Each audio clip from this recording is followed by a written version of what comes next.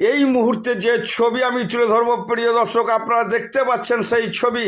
শুভেন্দু অধিকারীর বাড়ির সামনে থেকে সকাল সকাল বেরোলেন, বেরিয়েই তিনি সাংবাদিকদের মুখোমুখি হয়ে জানালেন এখনো পর্যন্ত শান্তিপূর্ণভাবে চলছে ভোট।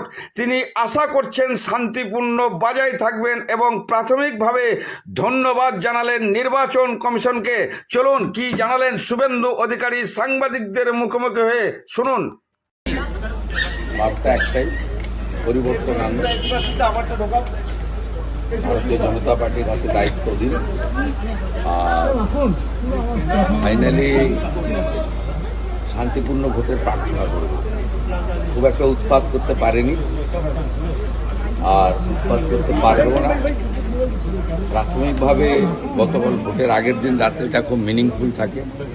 ইলেকশন কমিশন এবং সেন্ট্রাল প্যারামিলিটারি ফোর্সকে ইনিশিয়ালি ধन्यवाद देवा जीतेगी करे। हमेशा ये ट्रेडिशन रहा है कि आप जब भी वोट के लिए निकलते हैं तो वहाँ को प्रणाम करके निकलते हैं, तो आज सब हो गया, सब कंप्लीट।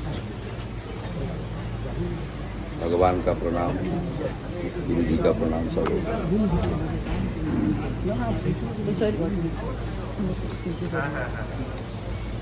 প্রথমবার গভীর রাতে সিইও নিজে মিটিং করেছেন। अच्छा होगा, शांतिपूर्वक होगा। मुझे जाने दीजिए, 45 मिनट लगेगा। मेरा क्षेत्र में जाना पड़ेगा, वोट डालना पड़ेगा।